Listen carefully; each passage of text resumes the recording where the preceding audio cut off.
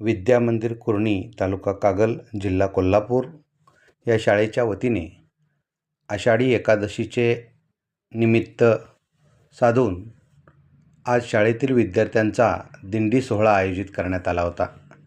यावेळी सर्व विद्यार्थी वारकरी संप्रदायातील वेशभूषेत आले होते.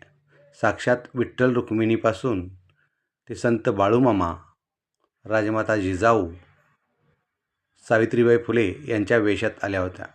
यावेळेला गावातील वारकरी संप्रदायातील वारकऱ्यांनी अत्यंत चांगल्या प्रकारे सहभाग नोंदवला. काही तरुण मंडळांनी केळीचे वाटप केले. आयाबायांनी विठ्ठल रुक्मिणीच्या पायावर पाणी घातले.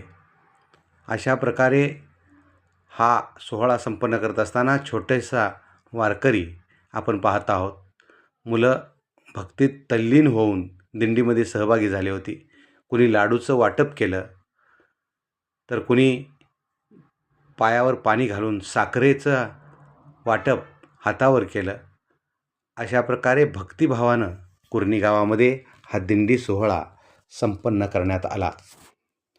अनेक लोक या दिंडीमध्ये सहभागी झाले होते. गावातील सर्व वारकरी संप्रदायातील स्त्री पुरुष यांनी एकत्र येऊन या दिंडी सोहळ्याला एक वेगळी उंची प्राप्त करून दिली. खरं तर लोकांनी दिलेला प्रतिसाद सर्व विद्यार्थ्यांचा उत्साह दुणावणारा होता. त्यामुळेच अत्यंत उत्साहपूर्ण आणि भावपूर्ण वातावरणात हा दिंडी सोहळा पार पडलेला आहे.